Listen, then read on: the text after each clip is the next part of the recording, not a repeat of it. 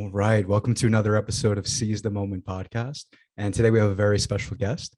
Today we have Christian Miller on. He's the AC Reid Professor of Philosophy at Wake Forest University, science contributor at Forbes, and past director of the Character Project, which researched moral character from the perspectives of psychology, philosophy, and theology. He's also the author of The Character Gap, How Good Are We? And Honesty, the philosophy and psychology of a neglected virtue. Welcome, Christian.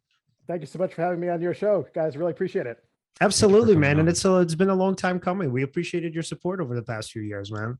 Of course. Well, you guys do a great job. You've had a lot of philosophers on who are have much better conversations than I am, but I'm glad you thought of me and wanted to have me on your show. So let's get to it. Absolutely, man. All right. So I'm going to start off with a passage. So this is from Christian's book, The Character Gap. Christian writes, character traits are different from people's hair color or their sense of humor or their intelligence or their wealth or their popularity. They are what someone's moral fiber really is all about. This moral fiber matters. Joseph Stalin was cruel, heartless, insensitive, brutal, and ruthless. These character traits were part of his moral fiber and led him to behave in ways that were horrendous as the leader of the Soviet Union.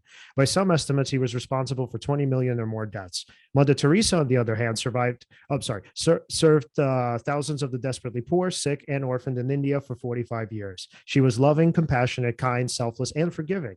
Those character traits were part of her moral fiber and led her to behave in ways that were saintly. Where do the rest of us fall? And are we closer on the spectrum to someone like Stalin or to someone like Mother Teresa, now Saint Teresa of Calcutta? So this is the major question, right? So who are we and what is human nature all about? What does the research tell us? Wow. How long do we have? I can just go on that question and fill all of our time. So I'm thinking about the topic of character. I'm thinking of character philosophically as a matter of good character, which is virtuous character, and bad character, which is vicious character. I'm wondering where we are on a spectrum between virtue and vice.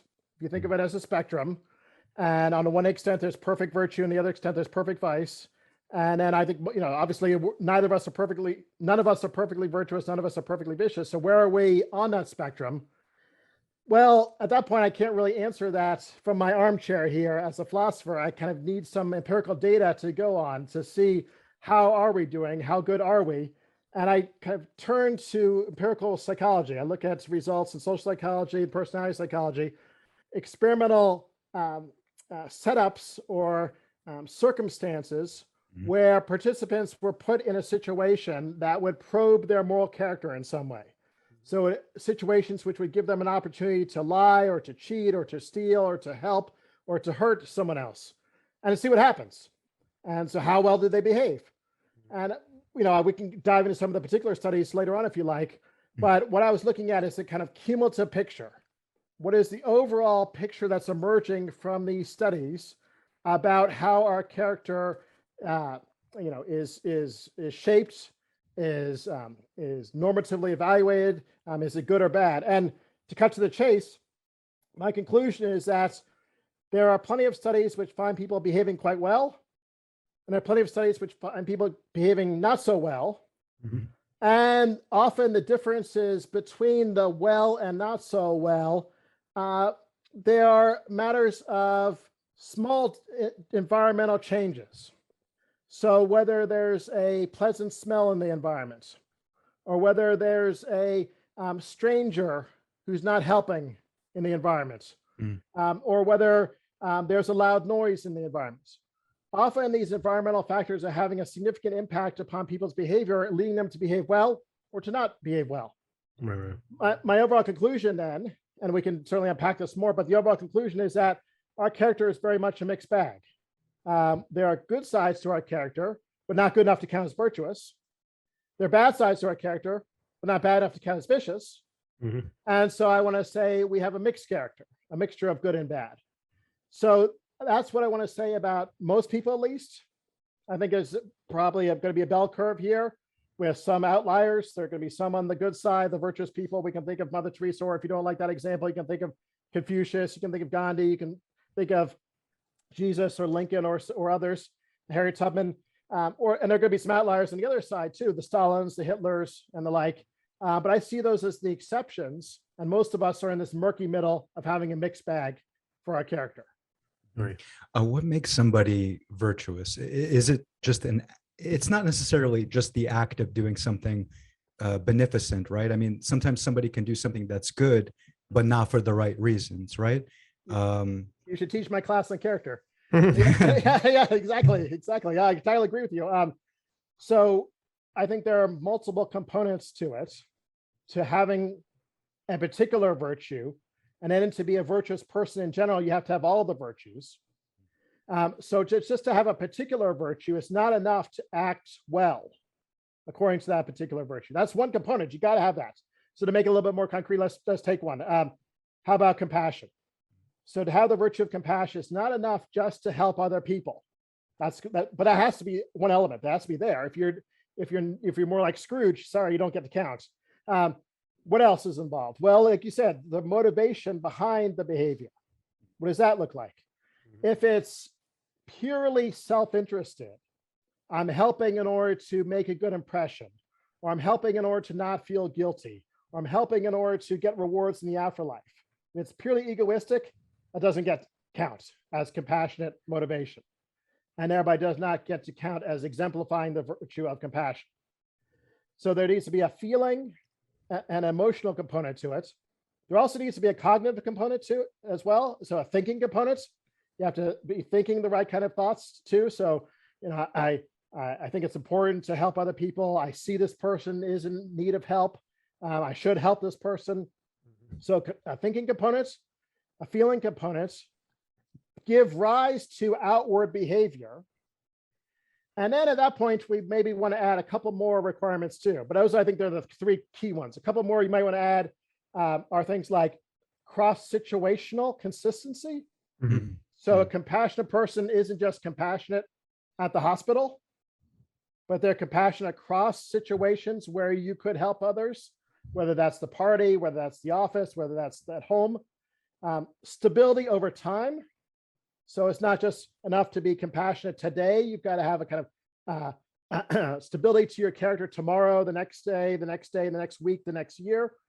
And then there's one more dimension I'll add too, and this is probably the most controversial, which is that there's a kind of inner harmony. So if you help others and you even do it for the right reasons, but you're conflicted and you have to overcome your conflict, your internal psychological conflict, that Aristotle at least would have said you're not at the level of virtue yet. So if you're struggling, like part of me wants to help, but part of me wants to sit on the couch and watch the football game, and okay, I finally overcome that tendency to sit on the couch, and I still help the other person, but I had to overcome that obstacle psychologically. That shows I'm not internally harmonious in my motivation, and so don't get to count as virtuous. That's the most controversial one, I think, of the different elements. So yeah, and go ahead.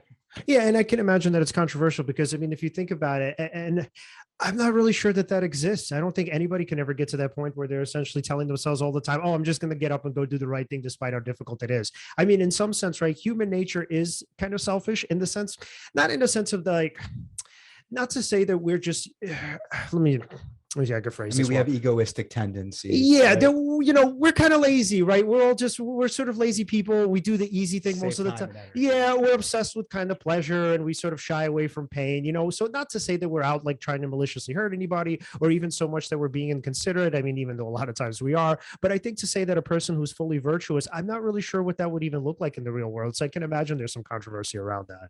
There is for sure. So I think we can imagine this happening in isolated moments, though. I mean, I'm walking along. This is a famous example from Peter Singer. And I mean, walking in the woods, there's a child who's drowning in a pond, and there's no one else around. This child has kind of wandered off from parents, and no one else is able to help the child. Well, I can like spontaneously and immediately rush over to the pond, reach in and help that child out of the pond and save the child's life.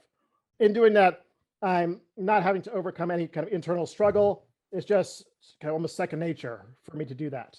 Right. The challenge is, can we replicate that on a repeated basis across situational and stable elements so that the next time I have an opportunity to help in some other way, and the next time, and the next time, and the next time, it becomes that flow, that kind of second nature, that easy automaticity to my helping. And that is a very high bar to reach, for sure. And if we have to do that every time, I would agree with you. That looks like it's almost unattainable for human beings. Now, there's one caveat though. There's talking about perfect virtue, and then there's talking about virtue. Right. So virtue comes in degrees. It's not all or nothing. That's what Aristotle thought. That's what I think. The Stoics didn't think this. The Stoics thought this either perfect virtue or no virtue. I think that's not helpful. So if you think of virtue coming in degrees, that makes it a little bit more, manageable, a little bit more attainable for human beings. Yeah, we're not going to get to that perfect, effortless flow state all the time, maybe, but we're, hopefully over the course of our lives, gradually making progress and getting better. Right. And that's what I think we should shoot for. Not shoot for perfect virtue, but shoot for getting better slowly over time. Right. Do you think anyone actually exists today with perfect virtue?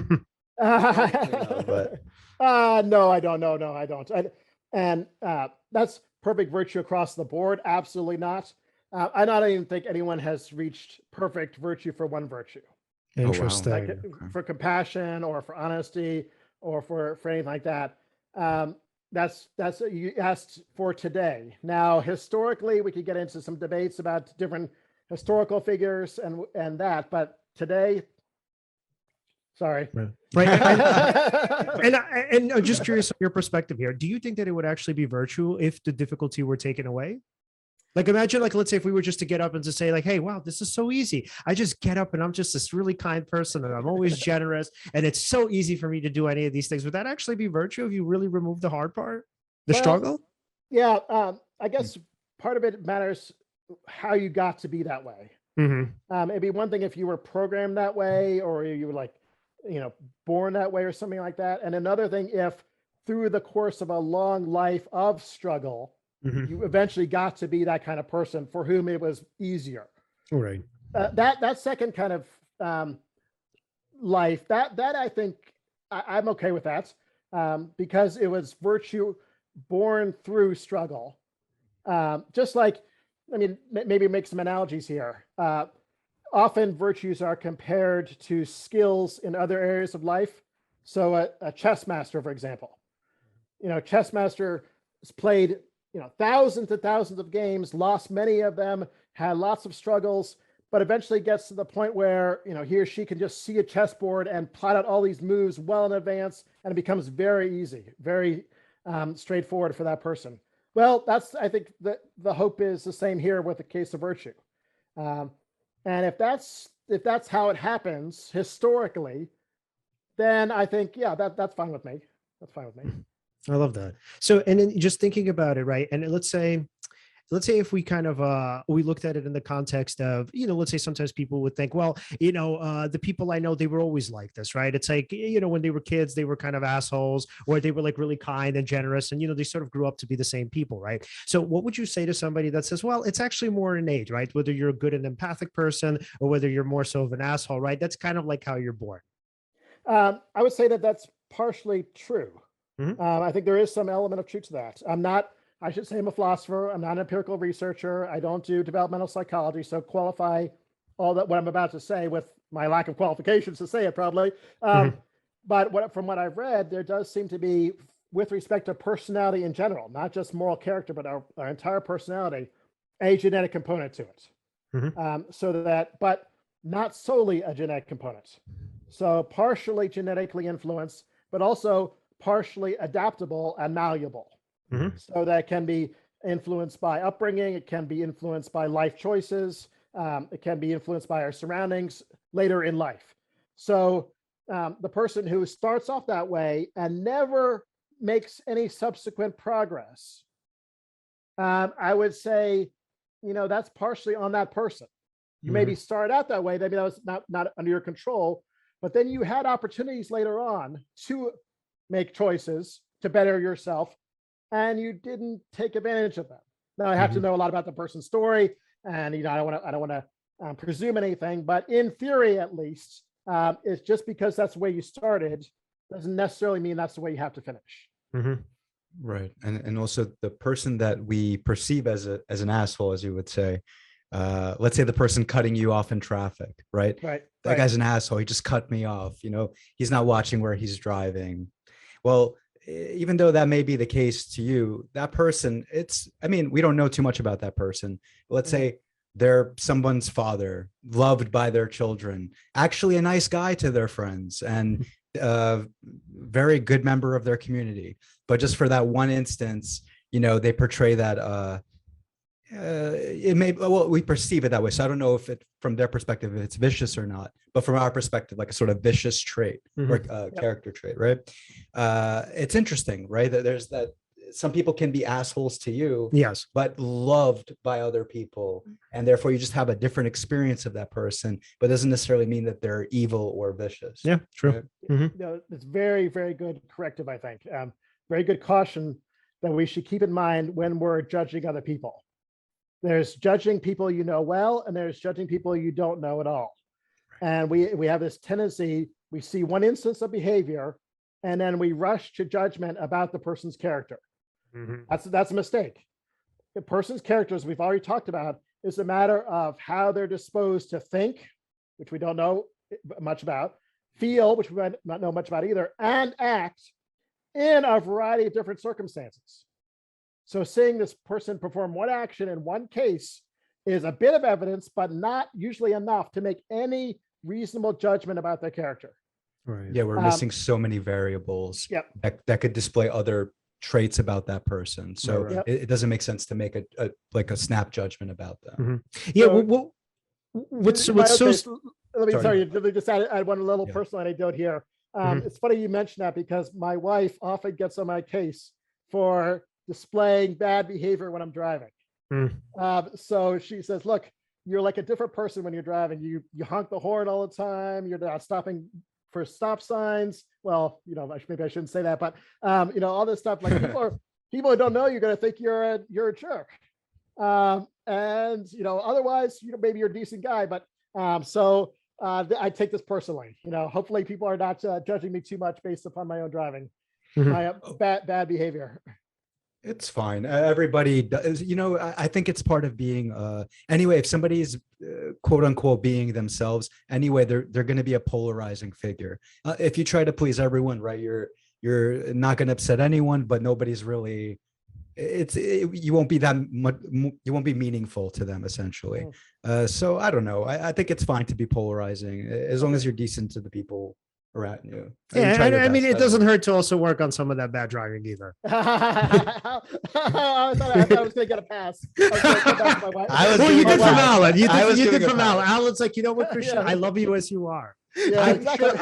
I promise I've done something before. Even if I think in my mind I'm being good and well-intentioned, I'm sure somebody has looked at one of my actions and thought, like, it was just bad intentions for me or something. So, well, just now you're an apologist for assholes. There you go.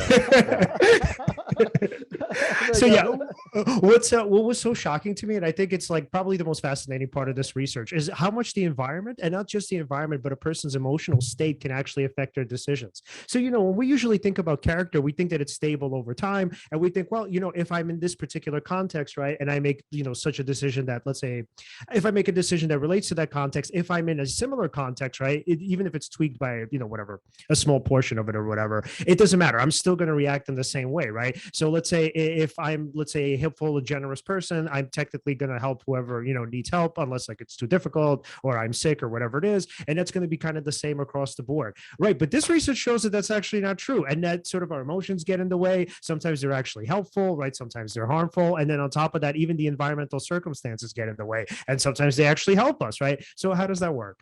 Yeah, absolutely, very well put. And it's what drew me into this work in the first place. I was fascinated by these results, very surprising and counterintuitive studies. So I wanted to learn more and dig deeper and see what they taught us about character. So let me make it a little bit more concrete by actually giving two examples of studies that work this way, just like you described. I'll do one that has to do with smells and another that has to do with groups. So the smell one, Robert Barron, a psychologist, ran this study in the 1990s where he was looking at helping behavior in shopping malls. And the controls were first of all, no one knew that they were actually part of a study. They were just being observed discreetly. These are shoppers who in the first group, were just going by clothing stores. So they were walking along, going by these clothing stores, and then they were individually approached and asked to perform a simple helping task. By and large, most of them did not do it. The percentage was, I don't know the exact number right now, but something like 15%. Another group of shoppers, different ones, same mall, same helping task. These were shoppers who had walked past Mrs. Fields cookies or Cinnabons, which I hopefully rings a bell with the audience. Here it'd be Krispy Kreme. We're in Winston-Salem, North Carolina. I love that place. Which is the capital of Krispy Kreme, but it's the same kind of thing. And here, what happened? Well, now the helping rate shoots up to the 60s.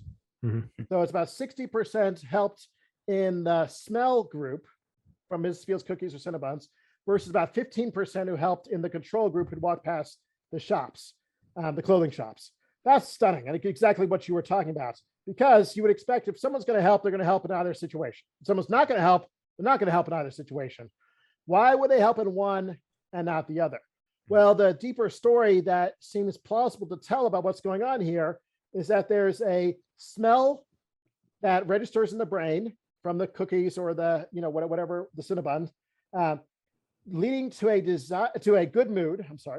Triggers a good mood, puts you in a momentary pleasant mood, which in turn gives rise to a desire to maintain that good mood.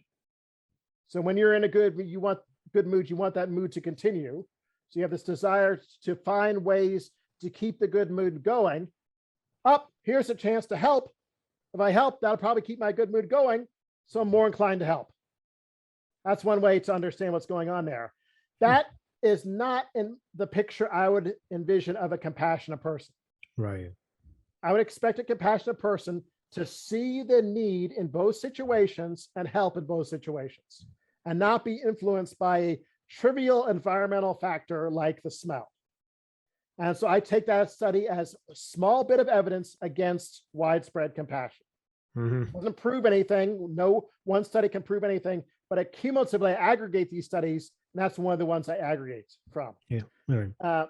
The other one, I think it's a little bit more significant. There's more at stake, but it's the same kind of phenomena.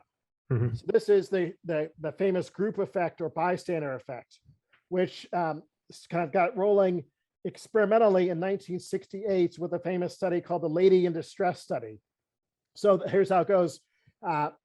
In the standard setup, if you were the participant, you would come into the lab, you would be taken into a room, you'd be told, we need you to fill out the survey.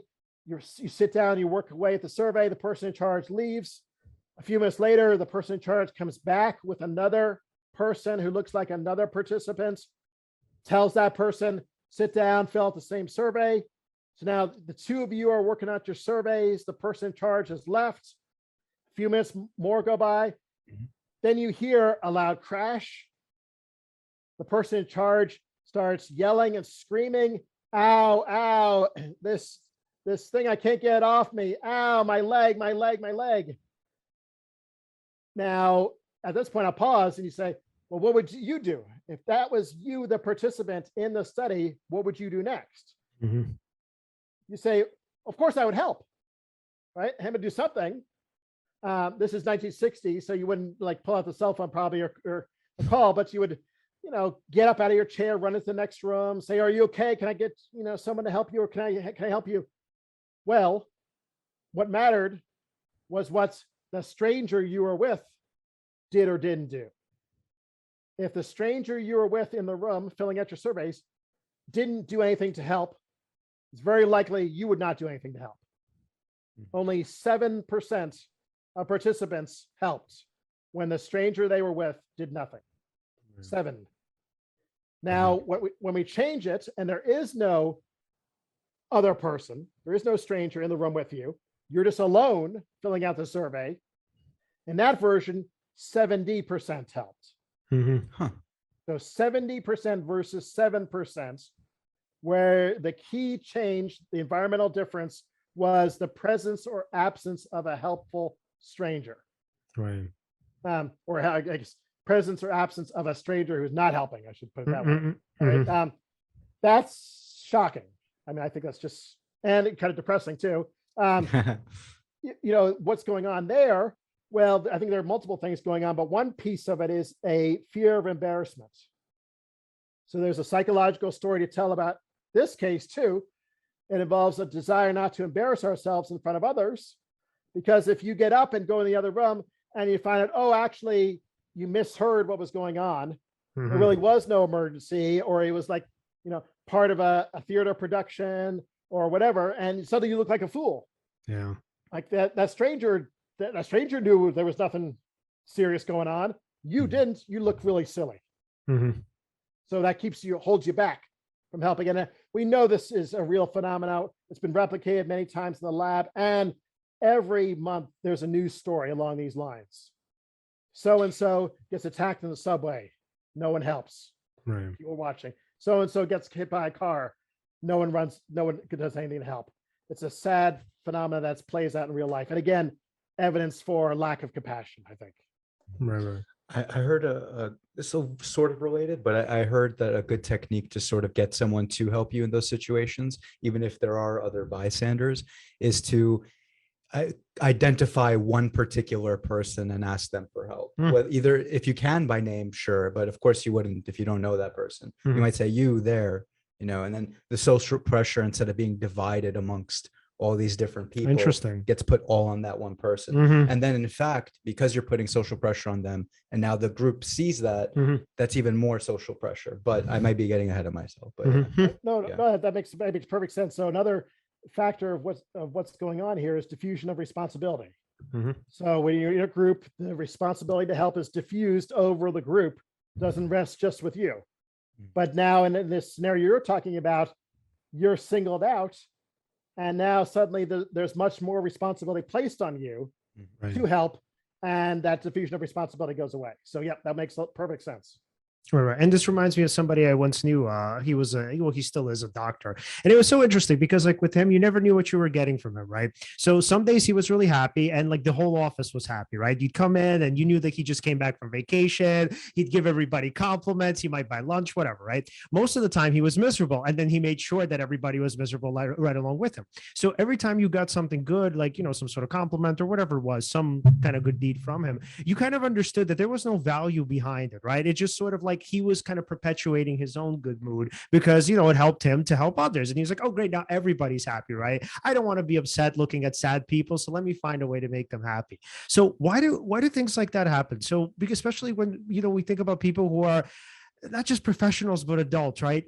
How come there's such a, I guess, sort of a paucity of like values, right? Why is it that people more so rely on their environments as opposed to some internal kind of core of who they're supposed to be and who they want to be? Well, so I think it's not either or. So I'm going to say it's both. Let me give you a little bit of background context. There was a movement in psychology in the 1960s and 70s called situationism. Right. And that movement tried to make the case that pretty much environment is everything, or at least it's the most important thing. So situational forces are what cause behavior, not internal factors in the person.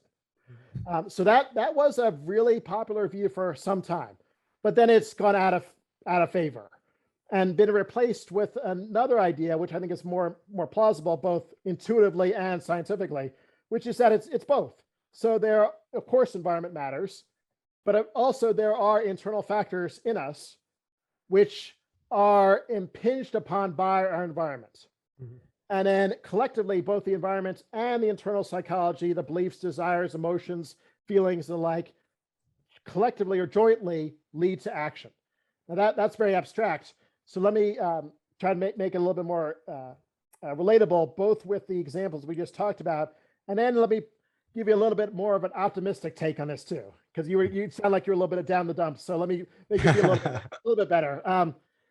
So with the examples we just had, it wasn't that the smell just immediately caused the person to help, kind of bypassing anything internal to the person. No, the smell had a situational impact, but that was mediated through a desire to maintain a good mood. Mhm. So the internal values and desires matter. Mhm. Same thing with the group effect. It's not like the lack of helping by the stranger just causes you to not help. It's mediated by the fear of embarrassment. So that's always going on, I think. Now, well, how about what those values look like? The examples we focused on so far tend to be a little bit more depressing. Why aren't people caring about the right things? Why aren't they stepping up to the plate? Where are their good values? Right. But my story is a story of mixed character. It's not a story of bad character. So I think right alongside some of those values which are a little disappointing, or maybe some very disappointing, are some values which are darn impressive. Mhm. And they're both there. It's just not, we haven't illustrated that yet. So to give you a kind of two illustrations, if I may, or at least one that you can tell Please. me if it's too much. One having to do with helping again and empathy, and then switching gears to honesty. We haven't talked about cheating and that kind of thing. In the case of helping when it's triggered by empathy. So you try to project yourself into the situation of the other person and see the person's situation from his or her own perspective. Not from your perspective, but from the other person's perspective, and understand what they're going through and what suffering they might be experiencing. There's good experimental research which suggests that people will help a lot more and for selfless reasons. Mhm. Not egoistically, but selflessly. So their values in that case, I think, are the values you would expect of a compassionate person when they're empathizing with the suffering of others. And then to give a rather different kind of example, in the case of things like cheating, well, of course, students cheat. I'm a professor. I'm well aware of that. Of course, the studies back that up. You put students in different situations and find that, yeah, they're going to be tempted to cheat. And yeah, they're going to give into that temptation to cheat often. But there are times in which you can trigger their values. They're more positive. They're better values. They're better side. Mhm. And they won't cheat, even if they can get away with it and benefit. So you can, here's a concrete example. You can give them a test. This is part of a study where there are 20 problems, 50 cents per correct answer. They know that going in, so they're going to be paid based on their performance. However, they get to grade the test themselves and destroy all the materials and verbally report how well they did. Mhm. And so they have complete license to cheat if they want to. They don't have to, but they can, and they make more money. If they sign, this is at least one study shows this, and I think it needs to be replicated, but in this one study, if they sign their university's honor code and commit themselves to not lie, cheat, or steal on their exam, then the cheating disappears. No signs of cheating at all. That's not what I would expect of a dishonest person. Right. I would expect a dishonest person to go through the motions of signing an honor code and then turn right around and cheat for self-interested gain. Mhm. And we don't see that happening. So Right. there's So a it's mixed bag of values. so it's like what you're saying is essentially using the environment for the benefit of the collective. In those cases, you can use the environment for the good or for the bad, but Mhm. in doing so, you're also trying to activate or trigger more positive sides to people's psychology. Right. And you're trying to tap into the more positive side because it's not just all negative. It's not just vice. It's not all bad desires. There's the good and the bad. You're trying to use the environment to tap into the better side of the psychology. Yep. Mhm. Yeah, and so since for us consequences are so important, and I think in some way we kind of live and die with consequences, the good and the bad, in terms of learning, making better decisions, figuring out what we should do, figuring even out who we are, right, who we want to be. Do you feel like in doing this in the long run, let's say if we have a stimulating environment in a positive way, where let's say we're causing people not to cheat, we're causing people to be honest, we're causing to be helpful, and they see the positive results, right? That somewhere down the line you could kind of remove the stimulus where the person could say, hey, no, I'd rather make make this decision because I've seen the outcomes, right? As opposed to, you know, my more natural kind of, let's say, selfish choices, my more egoistic choices where, yeah, they're kind of cool in the short term, but in the long run, you know, maybe kind of it's sort of debilitating in a way because let's say I lose people's trust. People don't necessarily want to be in relationships with me, you know, et cetera. Whereas in this case, right, even though we have to kind of prod them to make good decisions, over the long run, they see like, oh no, these good decisions are actually not only good for me, but they're good for the community. And it's this kind of, you know, what we call a virtuous cycle. So would you say that that's what happens, or is it something else? Well, I think that's what can happen. And that's what I hope would happen. But there's no guarantee that it will happen. So that's how I think about trying to motivate people to become more virtuous in general. So not just the specific discussion we're having here of structuring the environment to get people to behave better, but just whenever we're talking about virtue, why should I care about this? Why is it important? Why should it matter to me that I become a more virtuous person? Right. And I think the starting point for many people needs to be, or it's helpful that it be self-interested. Right. You start with, look, it's actually beneficial to be virtuous. There's good empirical evidence connecting a virtuous way of life to self-interested benefits. Things like longer lifespan, better health, lower depression, greater academic achievements, et cetera, et cetera. But if that was the end of the discussion, that wouldn't take us as far as I'd hope we would go. We could start with the self-interested benefits, but virtue, as we've already talked about, is a matter not just of action, but also of motivation. And if you stay at the level of self-interest, you're not actually going to become a virtuous person. So the hope is that over time, in acting virtuously, you come to see the value in that in its own right, for its own sake, intrinsically. That this is just a good thing to do and a good way to live one's life and a good way to be a person. And so the motivation changes, maybe not even, you don't even recognize it perhaps, but hopefully over time it subtly changes from being all about self-interested benefits to caring about these things because they're good things to care about, a good way to live. Yeah. So what's interesting to me is I could sort of reason that if someone started from the level of self-interest, which makes sense. If somebody is not interested necessarily in becoming virtuous, but then let's say you want to expose them to that idea. So you go from that sort of that root, the root of that motivation would be self-interest. Like it benefits you in all these kinds of ways. What's good is once they kind of start down that path, they probably would come to the realization that in order to truly exhibit virtuous characteristics, you'd have to you'd have to be congruent with your thoughts, feelings, and actions. So you couldn't even really, you wouldn't even be imitating it. If you're doing it perfectly, then you must be that way. And then that self-interested person might make that transition at that point, because, you know, how else can you be that way except it sounds like a hard, you know, it feels like I'm saying some, not mumbo jumbo, but you know what I'm saying? Right, like you have to be that, you know. Oh yeah. You talk about character, like essentially like the sort of end here is to be a good person. Like you can't imitate it. You have to be it in order to actually be it. Wow, it's so bad. I don't like explaining it that way. I try to save you. I don't know. No. It makes sense to me. I mean, so the point is, you know, initially, what's the best you can do? Maybe it's just act well. Yeah. Right. Maybe the motivation isn't virtuous yet. Maybe the good character isn't in place yet, but at least you're acting well. And over time, that becomes habitual. It becomes a habit. It becomes second nature.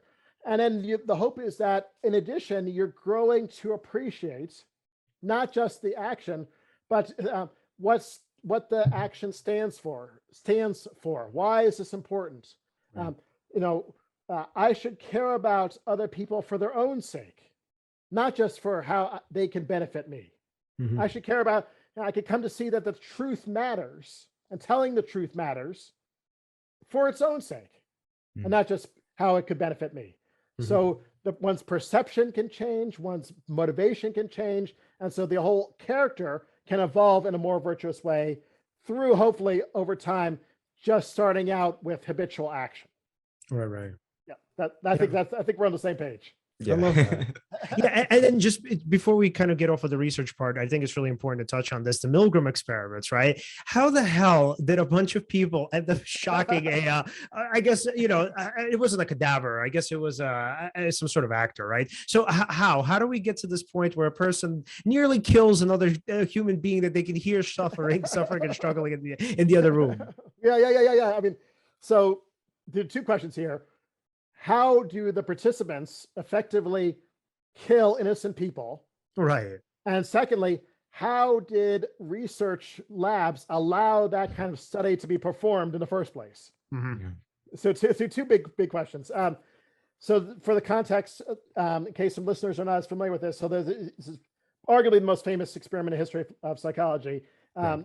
These are the Milgram experiments from the 1960s done by Stanley Milgram at Yale University. He has lots of different variations to them, but the famous one is you come into the lab as a participant, you're told, we want you to administer a test to someone in the next room. Every time that person gets a wrong answer, you're supposed to turn this dial up a little bit more.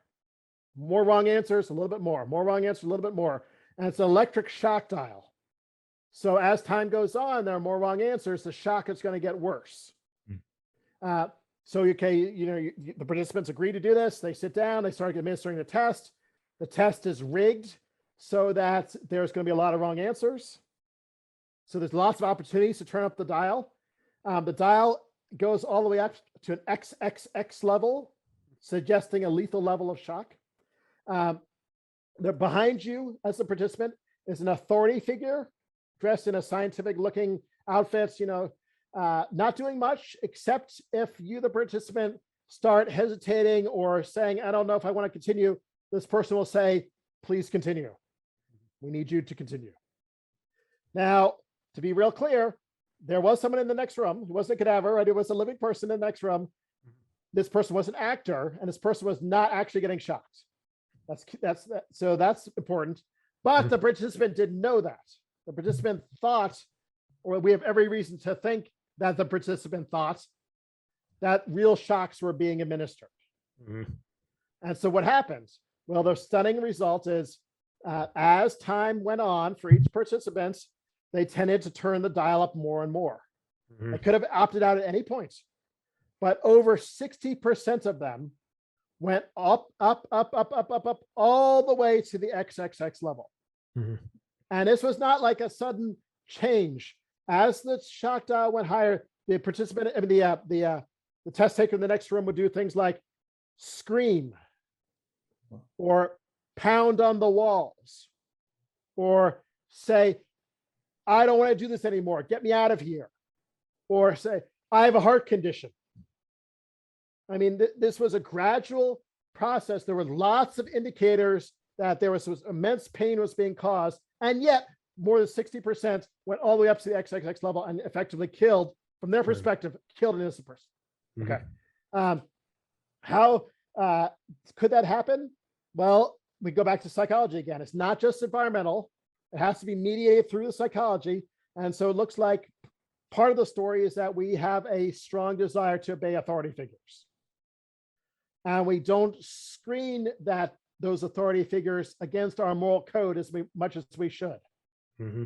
So we're willing to go along with what the authority figure says, even if morally speaking, it seems immoral. We're willing to do that way too much.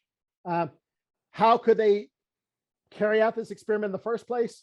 Well, the IRB requirements and the ethical standards were a lot laxer in the 1960s. They did replications for a while, but then that has not been allowed for the last few decades. Right. So that's been shut down, that kind of research, as you might understand, because if you are participants who went through that, and then you turn the dial up to the XXX level, and then you exited, you have to live with the knowledge that you were a willing murderer. Mm-hmm. That could have caused some serious psychological harm. Mm. But I mean, of course, they're debriefed afterwards, so they're told, no one was actually killed. It was all an act.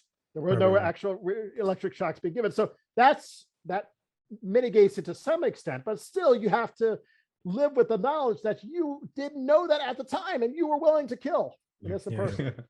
That's tough. That's tough. Right, yeah. I think the hardest thing to swallow is the aspect of it where essentially the authority figure takes responsibility and the participant is like, oh, cool. I guess if it's not my fault, then it is what it is. Yeah. So I'll just go along. I'll diffuse that responsibility again. I'll put that responsibility on the authority figure. And so I kind of wipe my hands and not be blameworthy for that.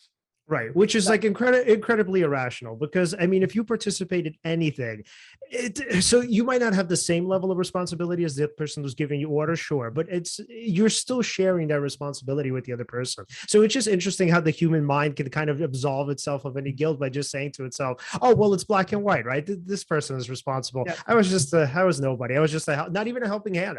I can't even imagine making that argument to myself to say that something that I clearly did, I somehow didn't do." Yeah, that's right. Or at least I'm not responsible for. I caused it, but I'm not morally blameworthy for it. Right. It's like, yeah. What I like is that you could use that for a good purpose, right? Essentially. Like, I guess you could then put expectation by an authority figure for someone to behave well, so to speak. Right. Yeah. I mean, not that should necessarily be the ideal. You'd hope these would be sort of intrinsic things people would be motivated to sort of try to pursue ideally, but it is interesting if manipulation exists, if all these environmental influences are out there, but yet we know that there's some level of impact we can have, or that we can manipulate them ourselves. I mean, why not? If there's already manipulation going on, why wouldn't you do it for a good reason? But that could be a slippery slope. I can already see this being one of those movies where that starts out with like a good intention and then somehow turns into some authoritarian. Yeah, of course. Isn't that what always happens in history? Aren't there always good intentions? Even look at the Russian Revolution. I mean, if you think about like workers' rights, like, yeah, everybody should have workers' rights. Sure, we should have unions. And then somehow it devolves into Leninism and then Stalinism. And then it's like, how the fuck did that happen? Yep. So I'm with you. Yeah. So I would be nervous about that. So who's manipulating the manipulators? So if you trusted the authority figure completely, that was a perfectly virtuous person, that's one thing. But as we've already talked about, humans are a mixed bag, and so I'm not gonna look for other ways to get better behavior than that. Yeah, but were you going to say something? No, go ahead. I was just going to add, just before we touch, before we kind of get off and start touching on the kind of resolutions here, with the fascinating part of the Milgram experiments were these variants where they actually showed that people can actually do the right thing, which is super interesting, even with the authority figure in the room. Can you tell us about those, Christian? Yeah, so this plays into the idea of mixed character again. Right. Because if we just look at the main variants, you're going to think, oh, depressing, evidence of vice, we're bad people deep down, even though, superficially people might put up a good facade. But the interesting thing is that this was only one of many variants. And by changing some of the features of the situation, Milgram found that participants were not interested in turning the dial up very much. Mm-hmm. So most of us were cruel, which would be the relevant vice here. You would expect that they would be quite eager to turn the dial up. But if, for example, there were two authority figures who gave contradictory instructions, then the amount of shock was very low. If the authority figure was in the next room and was merely speaking over the phone, the shock level was very low. If there was no authority figure at all, the shock level was very low. So you can get the opposite kind of behavior, people acting admirably by, again, manipulating the features of the situation. And in doing so, bringing out maybe a better side to people's character. Mm-hmm. So I think we really need to tell both sides of the story. It really is a mixed bag. Yeah, I love that. I mean, it shows us that there's a little bit of hope in that. Obviously, we're not terrible people, because I mean, just looking at it on the surface, I mean, that's the version I think the public usually gets of the Milgram experiments. Like, there's now been a movie made of it. It's obviously in every introductory psychology textbook. I learned about it in my undergrad psych courses. I actually, until your book, I've never read the variants on it. So I was like, oh my God, like people are just fucking terrible. Like, this is yeah, I've never seen the variants before. Yeah, no. In school, they actually don't teach you about the variants. No. So you actually just hear the main experiments, the ones that are like shocking. Huh. Mm-hmm. That's right. Yeah, that's very common. Your experience is very common. I highly recommend his book. It's called Obedience to Authority, published in 1974. It's very readable, very accessible, and he goes through all the different variants. So check it out if you have time. I love it. Okay. All right. So solutions, right? So now what do we do? How do we make people better? Well, Sure. I was gonna be like, how do we cultivate virtue? But of course, sure. Well, if you want to make it intellectual sounding. well, I mean, first of all, there's no pill to swallow here. I mean, there's no easy answers. We should go into this with realistic expectations that if there is going to be virtue promoted, it's a slow, gradual process with lots of setbacks and hardships in throughout. So let's temper expectations. So what I say towards the end of the Character Gap book is that there are a number of strategies you can adopt to try and become a better person, practical strategies. I don't want to leave people with you're a mixed bag, face the facts, see you later. I want to say, well, what can we do next? Some of these strategies I don't think are very promising, so I kind of set them aside. And some strategies do seem a little bit more promising. So maybe I could just run through real quickly a couple of them. One is to look to exemplars and moral kind of heroes and saints and role models who have kind of gone before us and gotten there, or at least are farther along than we are. They could be historical figures. You can think of Abraham Lincoln for honesty or Harriet Tubman for courage. Often more effective are people close to you in your own life. So friends, maybe the two of you, each other. So that was meant to be a joke. Anyway. No, but actually, I just FYI, Alan is actually one of the best human beings I know. Seriously. No, seriously, it's crazy. I'm sometimes like, I don't know how this guy is so good. Sometimes I want to punch him in the face. No. His book is completely right. There's times where I'm good and there's times in the fucking modesty. You see why I hate him? It's true. So anyway, that was I'm sorry, that's good stuff. I gotta recover what I was saying. Yes, but friends, family members, community leaders, people you work with at work, who can be kind of tangible reminders and exemplars of what this would look like. So, this is what honesty looks like. I am inspired by that. I want to have my character exemplify that. I want to change my life so that it better mirrors that person's life. That's one idea. Another idea is having regular reminders, more reminders in our lives. So tangible reminders of what the right thing to do is. So suggesting that the values are there, they just often need to be brought to consciousness, brought to center stage. That, by the way, is what the honor code does. When we're talking about that cheating study, what the honor code does is, most people think cheating is wrong, but in a situation of temptation, they might give in to cheating. But when you have something like the honor code, it triggers our values, brings them to center stage, and then work against things like cheating. Other reminders could be a daily reading, diaries, emails, things that you hang on the wall, special readings that you do, or quotes that you like a lot. So that's a second idea of having reminders in your life. And then the last one I'll mention briefly is self-awareness. So a greater understanding of the obstacles to virtue that are in here, or in the head. So we've already kind of covered this pretty thoroughly in our discussion. Greater self-awareness that we often will not help in group contexts. We might not have realized that, but now, thanks to the research, we can be more aware of the fear of embarrassment, more aware of a desire to obey an authority figure, from Milgram, more aware of the power of desire to cheat from the cheating research. So that, not our mind, of course, is not always transparent to us. There are some unconscious forces there, and we can get greater self-awareness to be aware of them and then to work against them. But just like we talked about it very early on, in a group context where someone is in need and you're finding yourself holding back, you're not helping. Well, then you can think to yourself, well, wait a minute. What's going on here? Am I holding back for the right reasons, or am I holding back just because I'm afraid of embarrassing myself in front of the group? Right. No, I should recognize that. I don't have a good reason for holding back. I'm probably holding back because of some bad reason. I need to step up the plate and overcome my fear of embarrassment and do the right thing. Right.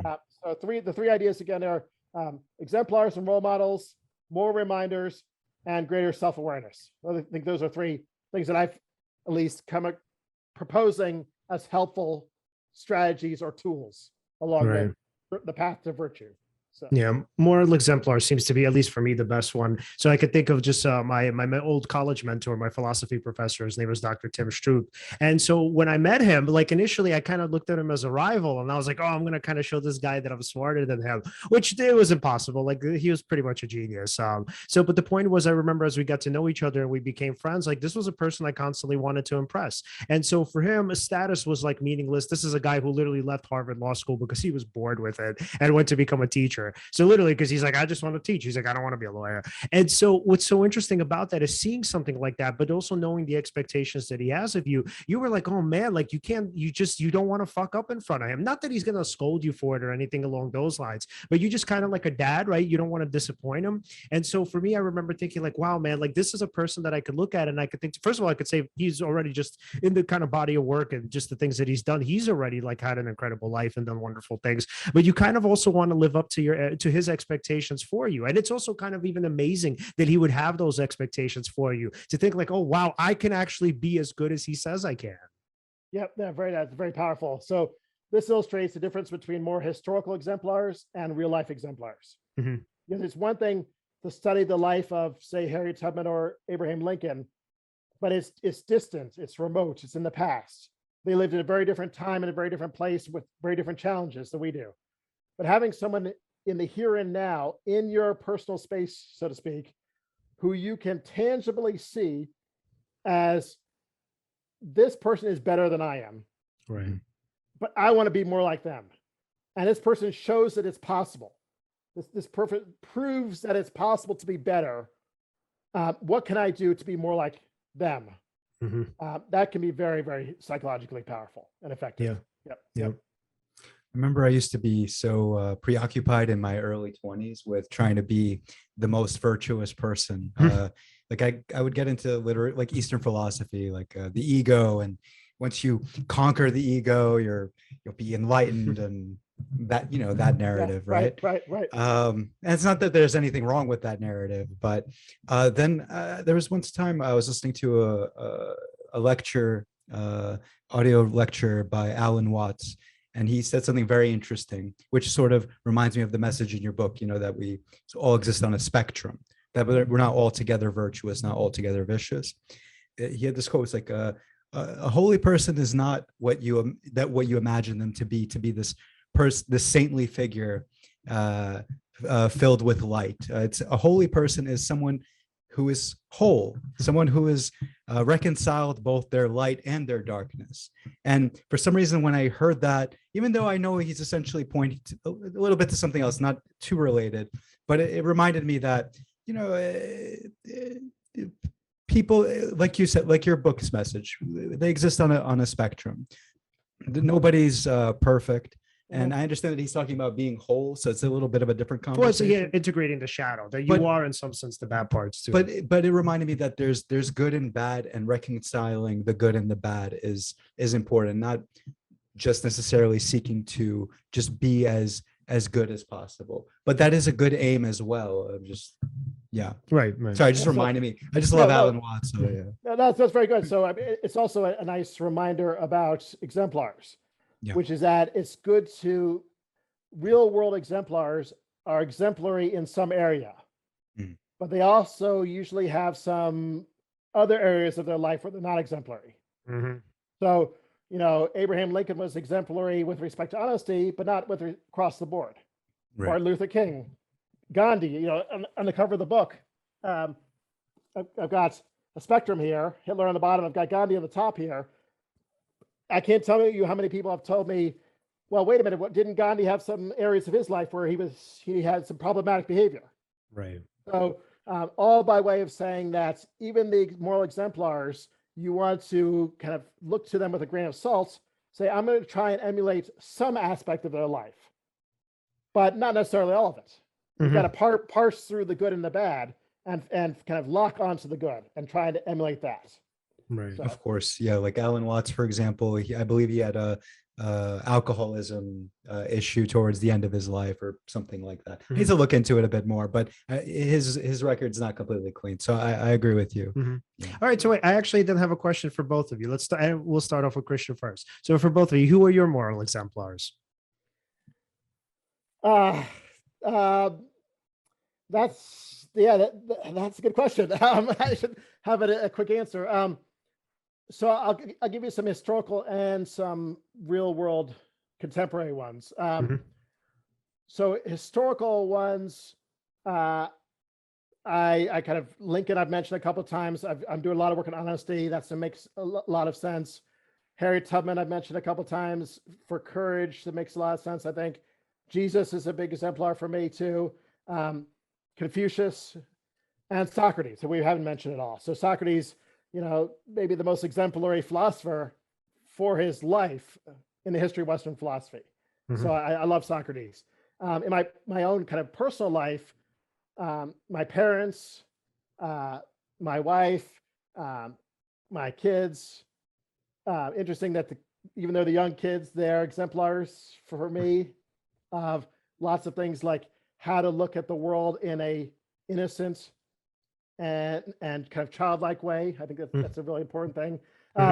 So I think those are really close to me. And then there have been teachers throughout my life who, similar to your story, who have been exemplars along the way. Someone named in high school named Dr. Bible.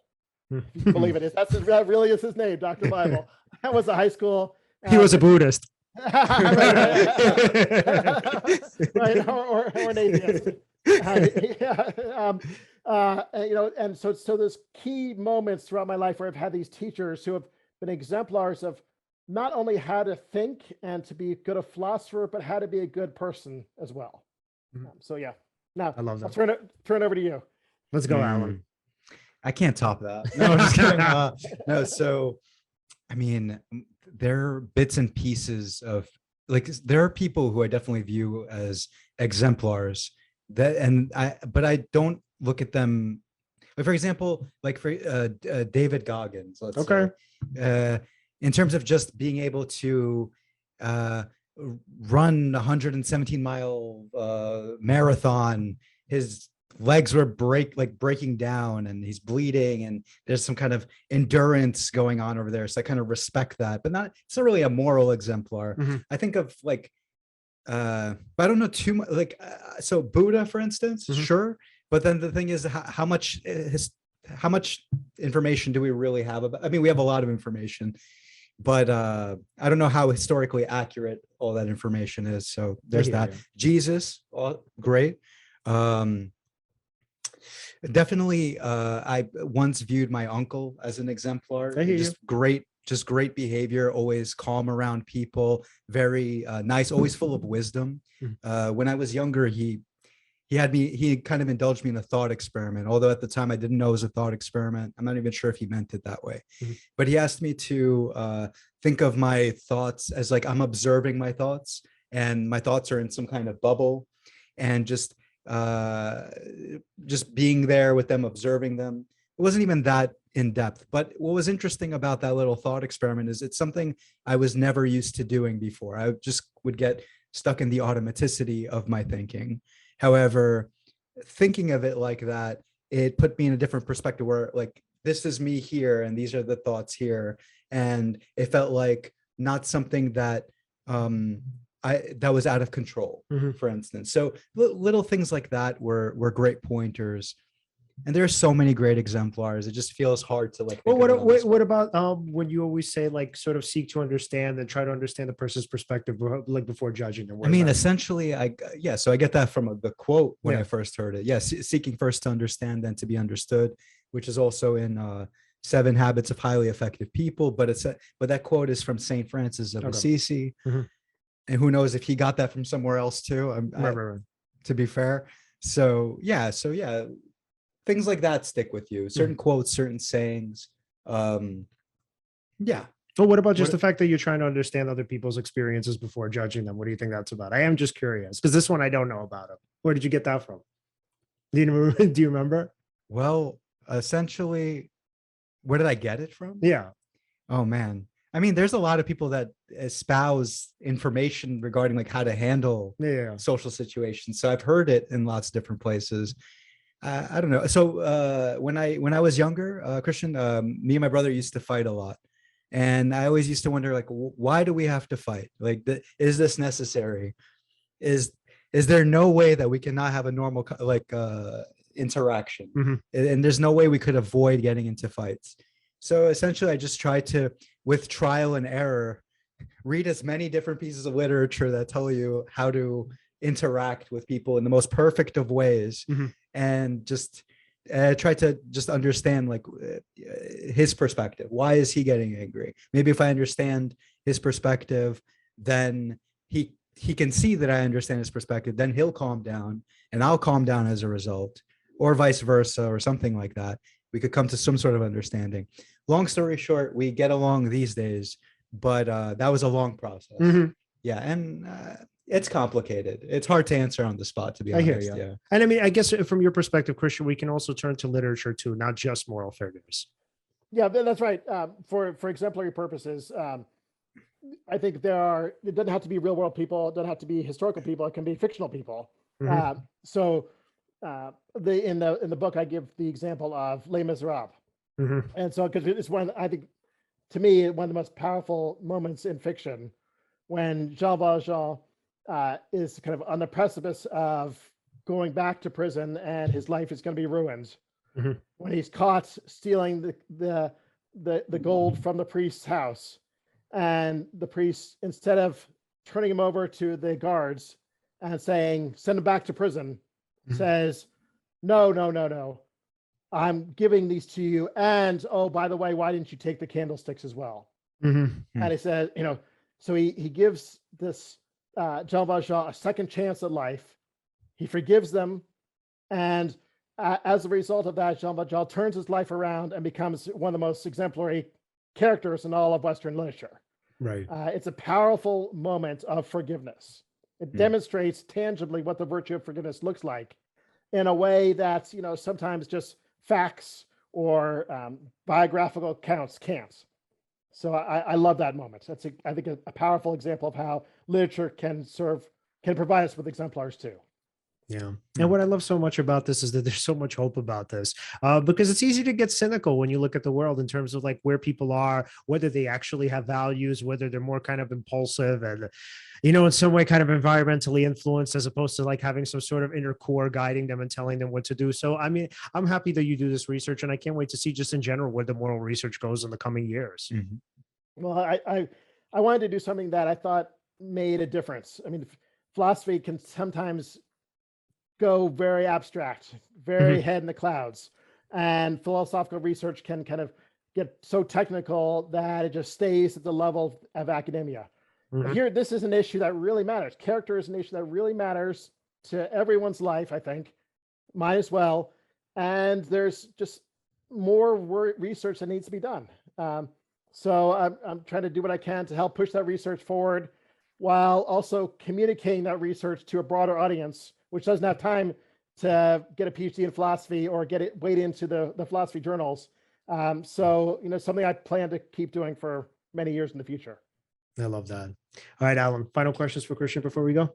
Oh, yes. If we wanted to follow your work, where could we find you? Twitter, Instagram, Facebook, all those places at Character Gap. One word, Character Gap. So, and then I have a website as well. You can email me. I don't keep that a secret. I welcome people communicating over email. Want to talk about some of these issues, feel free to reach out. I love that. Thank you so much for coming on, Christian. Super insightful episode. That was really fun. You guys do great work, and thanks for having me as a guest. Absolutely, man. We'll talk to you soon. Okay. Take care. Thanks. Take care. You too. All right. First of all, I didn't feel the time pass. I know. There's one point I looked at my phone and I just thought, it's 47 minutes. Time to go. 50 minutes past. Well, anyway, guys, thank you so much for watching. If you want to follow us, you can follow us at Seize the Moment Podcast on Facebook and on Instagram, and at Seize_podcast on Twitter. Like, subscribe, hit the bell. We're also on TikTok now at Seize the Moment Podcast as well. And guys, don't forget to check out the book. by Christian Miller, The Character Gap, How Good Are We? Available on Amazon and wherever you get books. Again, thanks for watching. Have a happy Yeah, well, yeah. I mean, still have a happy know new what? year, even though this episode will be out of the new year. Happy New Year, and see you next year.